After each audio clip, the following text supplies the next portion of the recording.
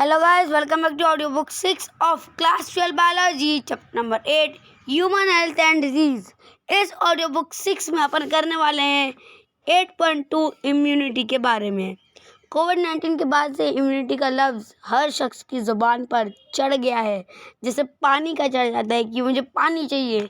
लोग कहते हैं हमें इम्यूनिटी चाहिए, हमें इम्यूनिटी डेवलप करनी है।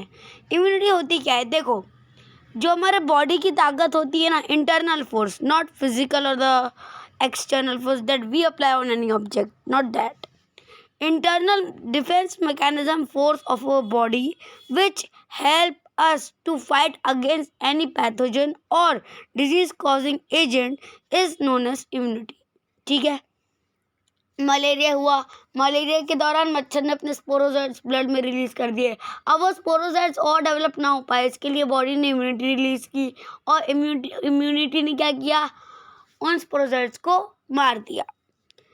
Every day we are expose to large number of infectious agent. However, only a few of these exposures result in disease. Why?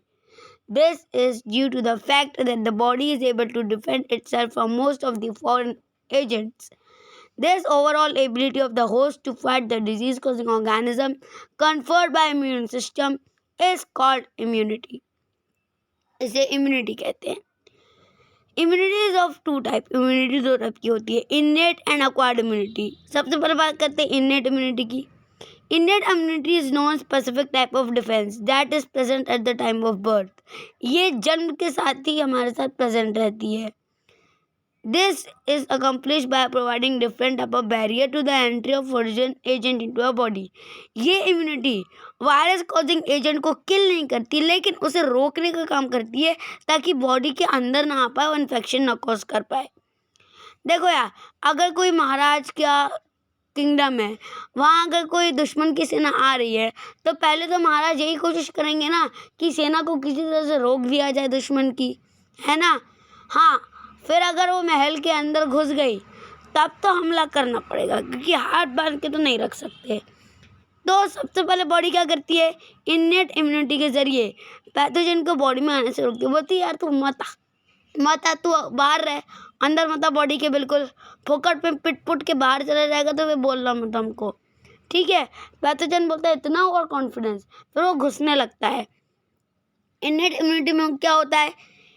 Innate immunity is non-specific type of defense। Non-specific type of defense मतलब देखो, चाहे तुम्हें बुखार हो, चाहे तुम्हें malaria का fever हो जाए, चाहे तुम्हें कोविड-19 हो जाए, इस जो इन्नेट इम्यूनिटी है, इसका उस पर्टिकुलर वायरस कॉजिंग एंटीजन बोल रहा हूँ, पैथोजन को मारने का स्टाइल एक ही रहेगा।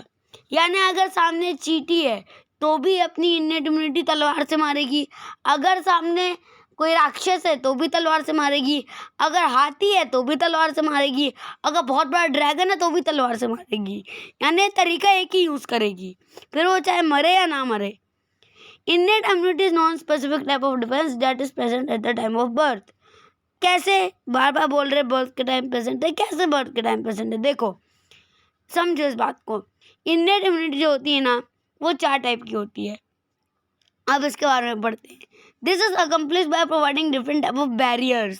बैरियर मतलब वो चीज़ जिससे हम किसी को रोक देते हैं, ठीक है। कई बार देखा होगा ना, जब चौगड्डे के पास से निकलते हो, ट्रैफिक सिग्नल के पास से निकलते हो, तो लिखा रहता है कि MP पुलिस, और वहाँ पे एक बैरियर लगा हुआ रहता है कि आप यहाँ से नहीं जा सकते, टेक डाइवर्जन वगैरह वगैरह, वैसे बैरियर्स, ठीक है। Innate immunity consists of 4 type of barrier. These are physical, physiological, cellular and cytokine। Physical barriers क्या होते हैं? स्किन अपना एक फिजिकल बैरियर है। देखो, अपनी स्किन के जरिए ही अपनी मैक्सिमम बॉडी ढकी हुई रहती है, इसलिए कोई भी पैथोजन अपने स्किन को पार करके बॉडी के अंदर नहीं घुस सकता, पहली बात। तो फिजिकल बैरियर में क्या आएगा? Skin on our body is the main barrier which prevent entry of micro organism, mucus coating of epithelium lining in the respiratory. और हर जगह बॉडी बंद हो ऐसा तो ज़रूरी नहीं है, नाक में खुली है, कान में खुली है, मुंह में खुली है। मान लो तुम खा रहे हो, मुंह खोला है, वायरस अंदर घुस गया तो मुंह के अंदर म्यूकस है। नाक से अंदर घुस गया ड्यूरिंग इनहेलेशन, नाक में भी म्यूकस है और थोड़े बहुत हेयर्स भी प्रेजेंट होते हैं, कान से घुस रहा है मान लो, तो कान में वैक्स है, ठीक है। ये सारे होते हैं physical barriers. Mucous coating of the epithelial lining of respiratory, gastrointestinal and urogenital tracts also help in trapping microbes entering in the body. Physical barrier हो गया। अब मान लो इस वायरस ने फिजिकल बैरियर को क्रॉस कर लिया, ठीक है। एक्सक्यूज मी, इस वायरस ने क्या किया, फिजिकल बैरियर को क्रॉस कर लिया है। फिजिकल बैरियर मेरा कुछ नहीं उखाड़ सकता। फिर इसका सामना होगा फिजियोलॉजिकल बैरियर से, यानी कि chemical secreting parts of the body. मान लो मुंह के थ्रू अंदर घुस गया तो क्या होगा, मुंह के अंदर होता है सलाइवा, ठीक है। सलाइवा तो नहीं, वो तो फिजिकल बैरियर में ही आएगा। मुंह के अंदर घुसा, अब मुंह से तो पेट ही में जाएगा ना, ब्रेन में तो चला नहीं जाएगा कि हाँ यहाँ गड्ढा, यहाँ से ब्रेन में चला जाता हूँ। मुंह से गया ये पेट में। पेट में क्या होता है, HCl, और क्या होता है, ट्रिप्सिन, और क्या होता है, पेप्सिन। यानी कि अब इसका सामना बहुत सारे एंजाइम्स, केमिकल्स, इन सब से होने वाला है। तो फिजियोलॉजिकल बैरियर्स में क्या आएंगे, यहाँ तक कि आँख, अगर आँख में भी कोई इन्फेक्शन होता है तो क्यों नहीं हो पाता ज़्यादातर आँख में, क्योंकि आँख के अंदर आंसू होते हैं।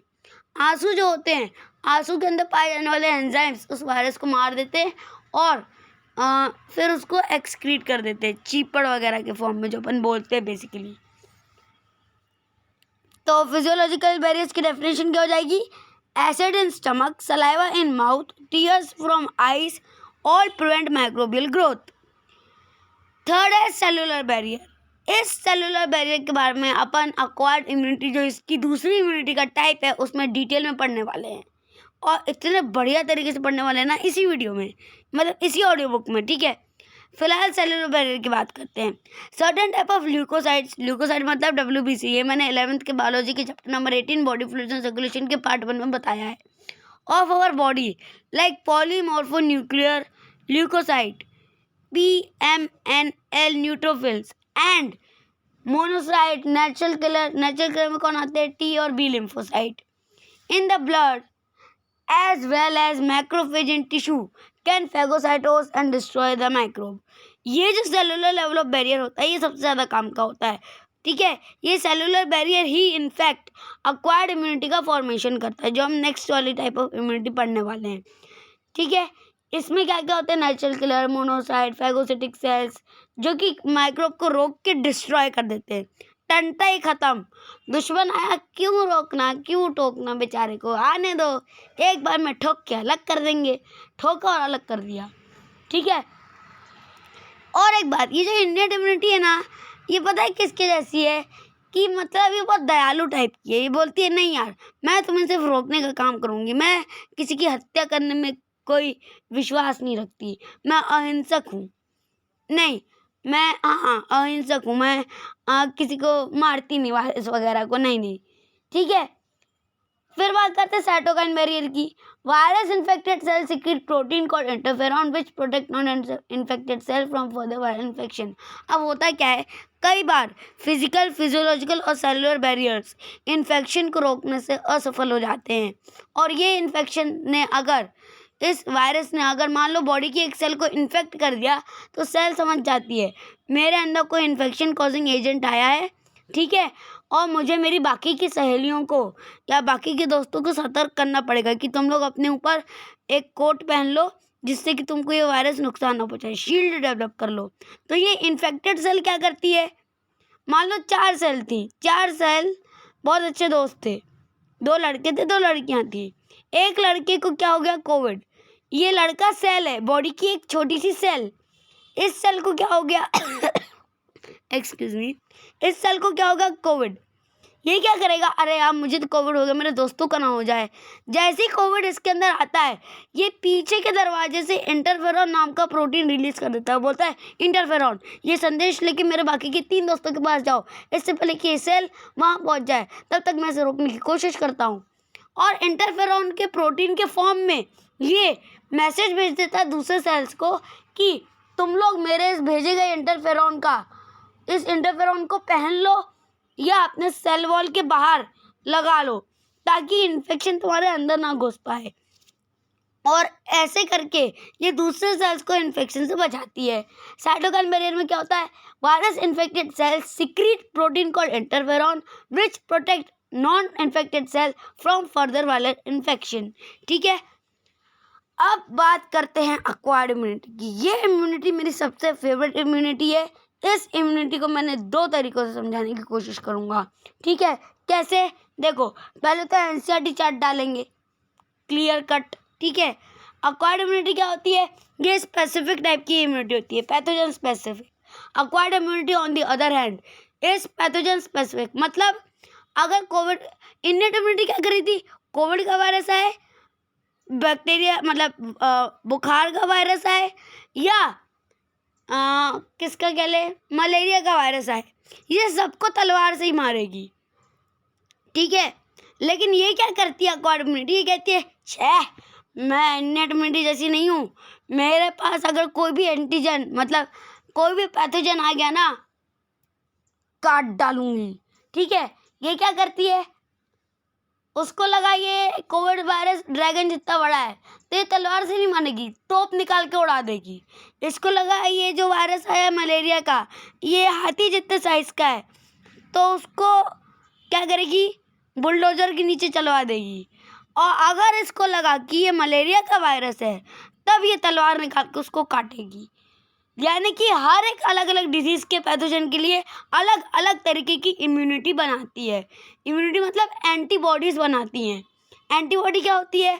देखो, एंटीबॉडी क्या होती है बताता हूँ मैं। ये डायग्राम देखना है एनसीईआरटी का। जस्ट ये देखो, ये जो एक्वायर्ड इम्यूनिटी है ना, ये अपने पास इस तरीके के वाई शेप के फॉर्म का एक हथियार रखती है। ये वाई शेप के फॉर्म का हथियार क्या करता है? देखो ध्यान से, ये वाई शेप के फॉर्म का हथियार पहली बार बना कैसे? इसका एडिटर ऑन ही नहीं होता, ऐसे ही समझ लो। मेरे पास अभी 1 मिनट, अच्छा रुको मैं ऑन कर। ये देखो,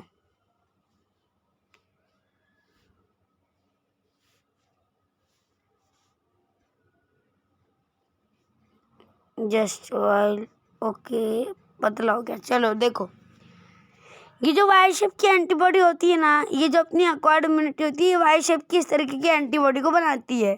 अभी क्या करती है? इसको बना के इसका अचार डालती है क्या? नहीं। देखो, जब भी कोई पैथोजन आता है, ठीक है, वो क्या करती है? इस पैथोजन को इस एंटीजन बाइंडिंग साइट पे, पैथोजन को अपन एंटीजन भी कहते हैं, एंटीजन बाइंडिंग साइट पे लाके फंसा देती है। और फिर ये दोनों कंटेंट्स जो होते हैं, इसको कहते हैं हैवी चेन। ये बड़े वाला को हैवी चेन, हैवी चेन, ठीक है, सी हैवी चेन। और इसको कहते हैं लाइट चेन। ये डाइसल्फाइड बॉन्ड से जुड़े हुए रहते हैं आपस में सब जगह से। ठीक है, अभी क्या करती है? ये वायरस है, मान लो ये वायरस है। अब ये वायरस क्या फैलाता है? मलेरिया। तो ये क्या करेगी कि मलेरिया को मारने वाली तलवार निकालेगी। ये मलेरिया मारने वाली तलवार मान लो। तो ये जैसे ही मलेरिया का वायरस आया, उसको यहाँ फंसाएगी और ये बुलडोजर चला के इसको मार देगी, ख़त्म कर देगी, डिस्ट्रॉय कर देगी पूरे तरीके से। उसके बाद क्या होगा? उसके बाद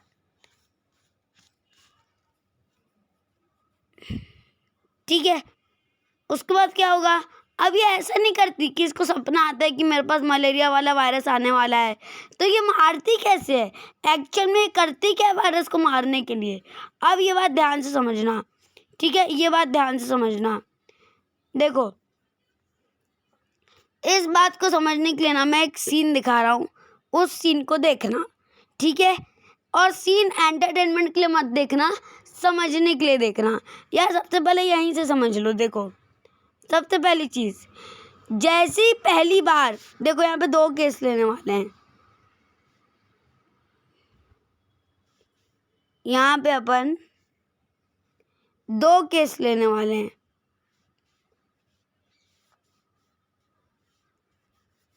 पहला केस, बॉडी आराम से खेल कूद रही है, कोई दिक्कत नहीं है। अब क्या हुआ? अब आ गया बॉडी के अंदर कोविड का वायरस, ये सी मतलब कोविड का वायरस। और ये अपनी बॉडी के अंदर ये थी सेल, और यहाँ पे एंटीबॉडीज़ घूम रही थी पूरे ब्लड में।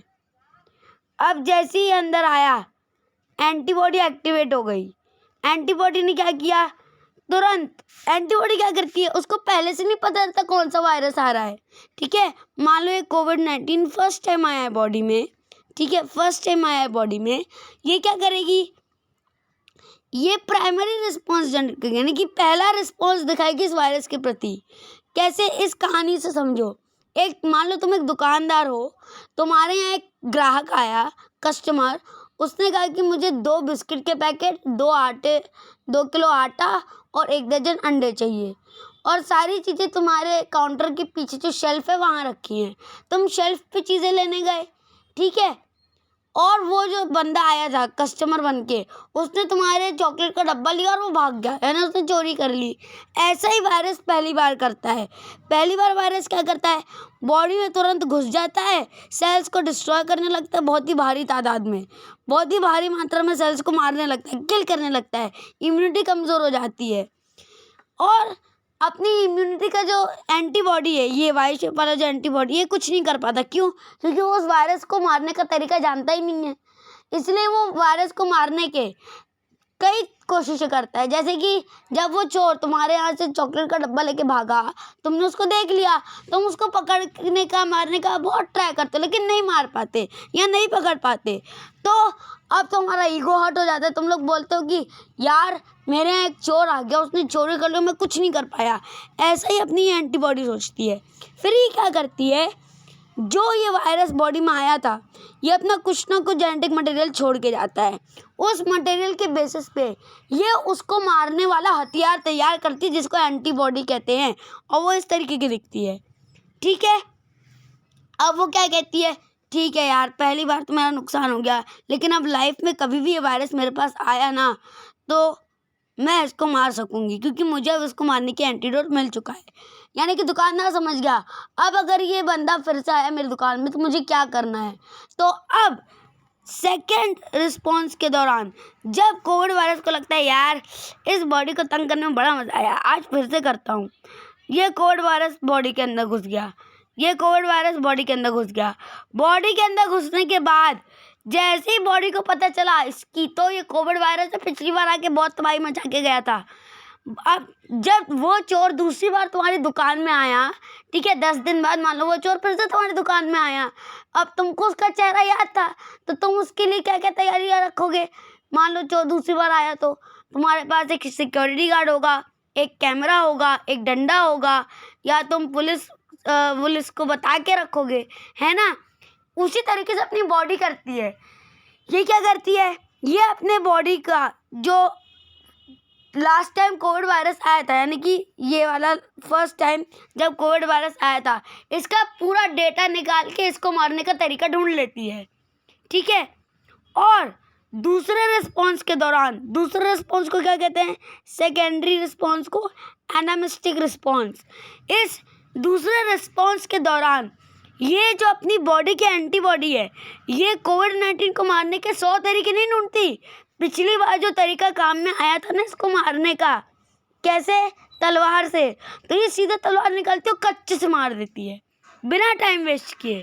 और इसीलिए जब पहली बार तुम्हें कोई बीमारी होती है तो तुम्हें कम फीवर आता है और कमज़ोरी ज़्यादा हो जाती है। लेकिन ऐसा क्यों होता है, क्योंकि फीवर तब आता है जब बॉडी वायरस से लड़ती है। वायरस से लड़ते समय बॉडी के जो एंटीबॉडीज़ हैं, ये एंटीबॉडी है, ये बॉडी का टेम्परेचर बढ़ा देती है। लेकिन अगर फर्स्ट टाइम कोई वायरस आया तो उसको कैसे पता कितने टेम्परेचर पे मारना है।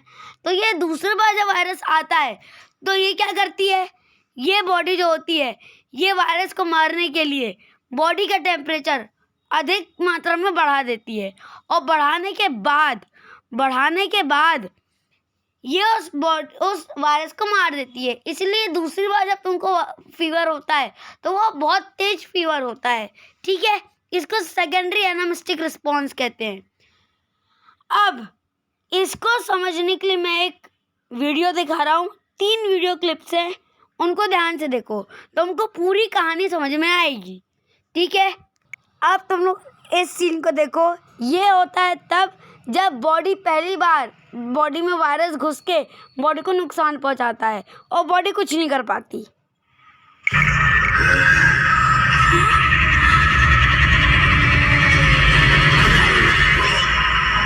ये बॉडी कुछ नहीं कर पाई। इस केस में क्या हुआ, बॉडी कुछ नहीं कर पाई, बॉडी बीमार हो गई, बॉडी घायल हो गई और बॉडी गिर गई। अब केस नंबर 2, जब वो वायरस फिर से बॉडी को परेशान करने के लिए बॉडी के अंदर आता है तो बॉडी की सेल्स उसे कहती हैं कि, ध्यान से सुनो, अरे तुम लोग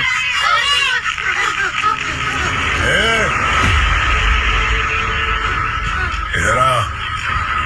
शेर ऐसे शिकार नहीं करता। फिर कैसे?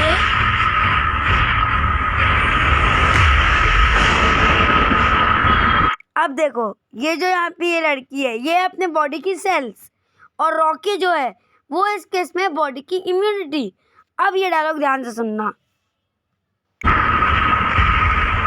शेर झाड़ियों में बिना आवाज किए छुप कर शिकार का इंतजार करता है। शिकार के नजदीक आते ही धड़ से कूदकर उसका गला दबोच लेता है। कभी ही हाथ पैर दिमाग कुछ काम नहीं करता, उसका दम घुटने। कि समंदर के तूफान में तैरने पर ही सुकून मिलता है। नकाब पहन के घूम रहे हो, हालत सोच रहे हो तुम। मतलब शक्ति को वहां जाकर वहां के गुंडों को मारने वाले तुम्हारे शहर आने वाले गुंडों को छोड़ोगे? That's it। उसने क्या कहा, दूसरे शहर में जाके गुंडों को मारने वाले तुम क्या अपने शहर में आने वाले गुंडों को छोड़ोगे? यानी कि बॉडी जानती है, बॉडी के किसी भी पार्ट में लिवर, लंग, ये दूसरे शहर हैं। यहाँ पे आने वाले गुंडों को अगर बॉडी की इम्यूनिटी नहीं छोड़ती तो उसके खुद के एरिया में घुसने वाली, यानी ब्लड में घुस के या किसी ऐसे पार्ट में जहाँ इम्यूनिटी की बॉडीज सबसे ज़्यादा पाई जाती हैं, वहाँ घुसने वाले वायरस को क्या वो छोड़ेगी?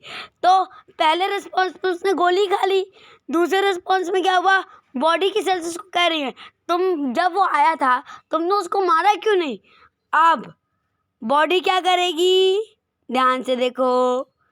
इस सीन में रिवर्स गियर में सेकेंड एनामिस्टिक रिस्पॉन्स के द्वारा बॉडी जो वायरस है उसको पूरी तरीके से साफ कर देगी।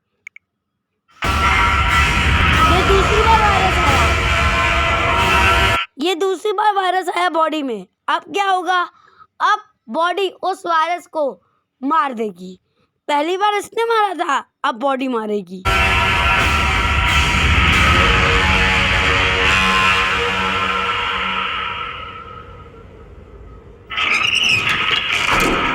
ये आई अपनी एंटीबॉडी और रॉकी।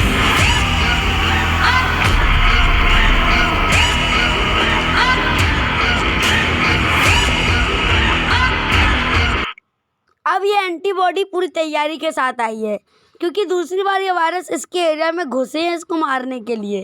यानी कोविड-19 का वायरस जब दूसरी बार बॉडी के अंदर आया तब बॉडी का क्या रिएक्शन था? ये फिर आ गया। वायरस ने क्या बोला, ये फिर आ गई, लेकिन पलट गया यहाँ पे खेल। वायरस को लगा एंटीबॉडी फिर गोली खाएगी, लेकिन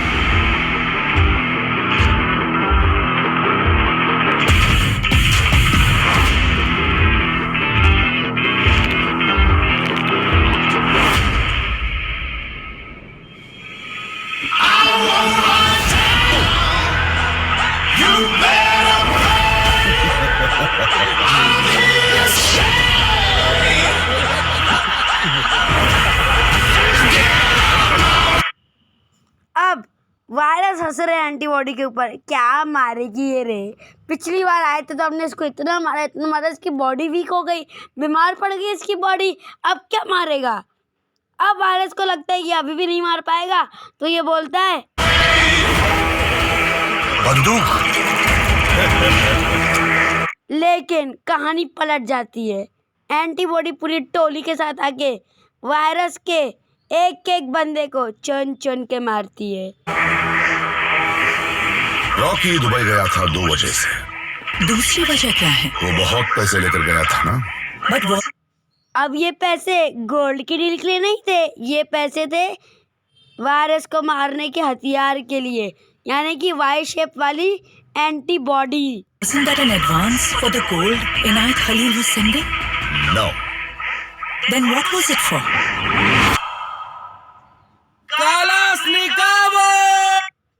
कैलाशनिकोव मतलब अपनी इम्यूनिटी। अब ये अपनी बॉडी की एंटीबॉडीज जो सेल्स क्रिएट करती हैं उसकी मारने के लिए एंटीबॉडीज लेके गई। ये एंटीबॉडी दर दर दर। Now here Adhira as virus would be like, क्या करूं क्या करूं क्या करूं।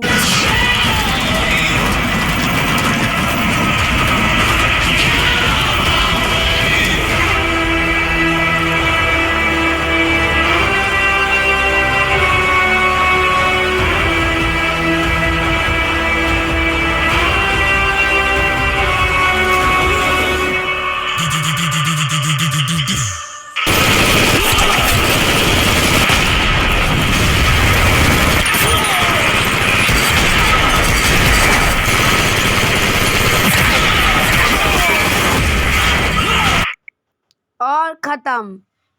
दूसरा एनामेस्टिक रिस्पॉन्स में बॉडी में आने वाले सारे वायरस को एंटीबॉडी की हेल्प से मार दिया।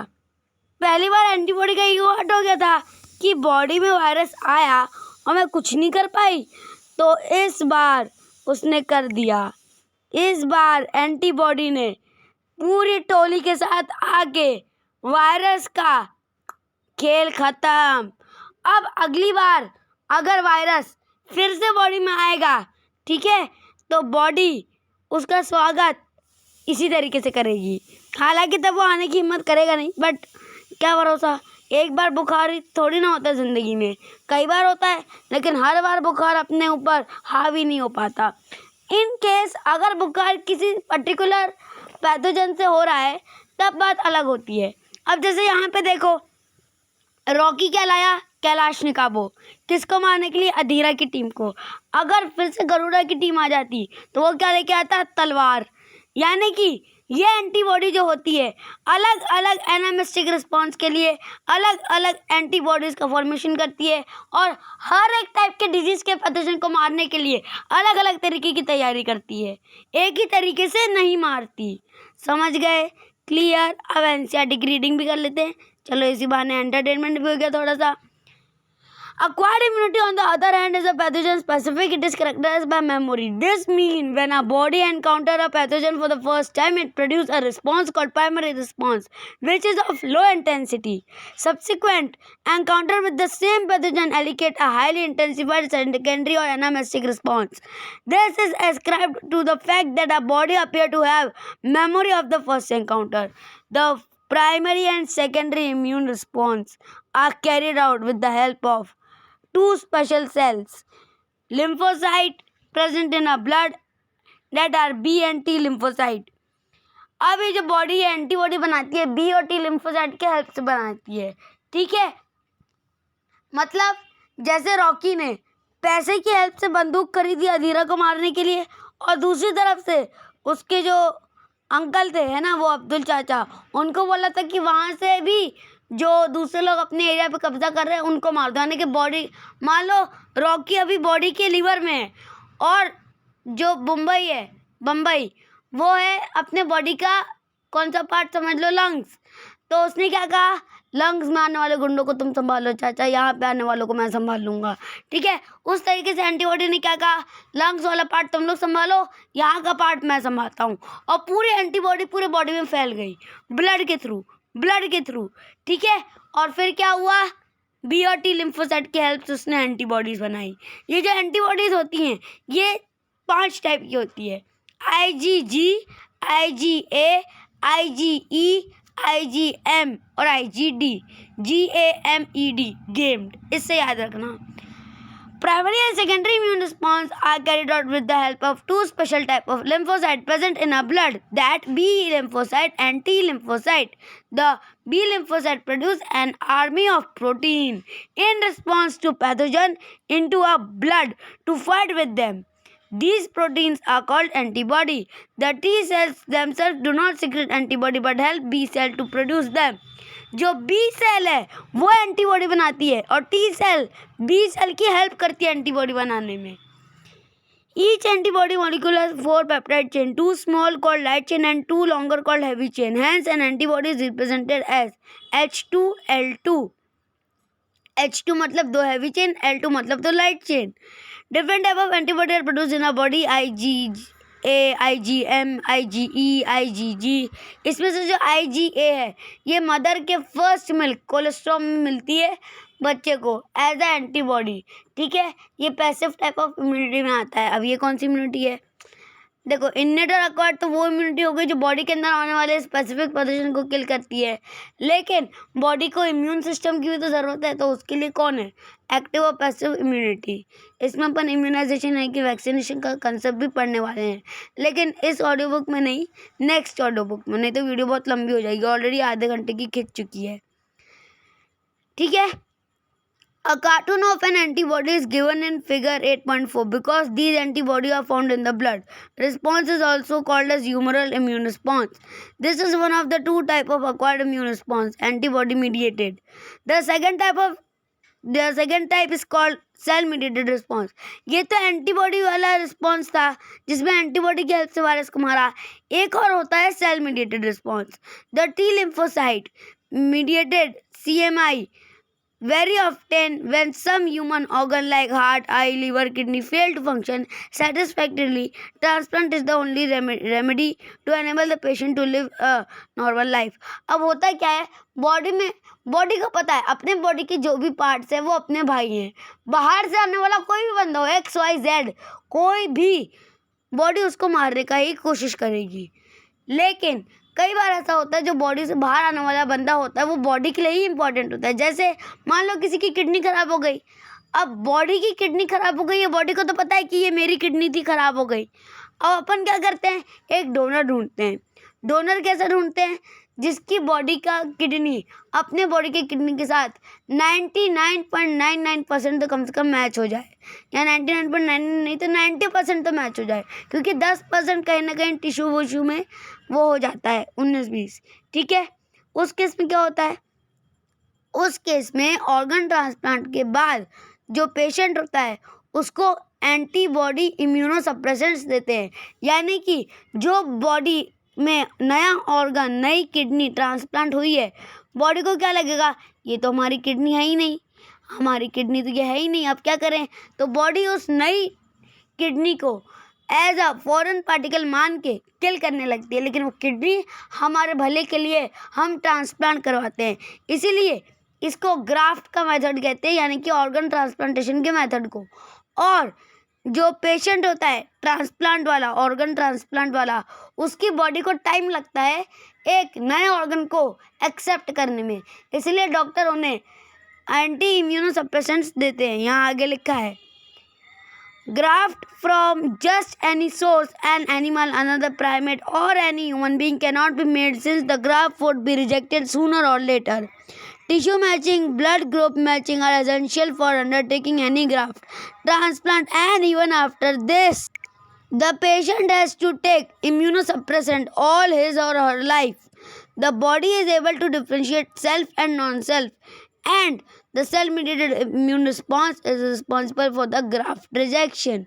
क्योंकि सेल के बॉडी को नहीं पता, बॉडी की सेल को नहीं पता कि ये जो ऑर्गन हमारे बॉडी में आया है ये हमारे भले के लिए आया है. उसको बस इतना ऑर्डर मिला है, जो भी तुम्हें लगे कि ये बाहर का फॉरेन ऑर्गेनिज्म है या पार्टिकल है तुम उसको मारो.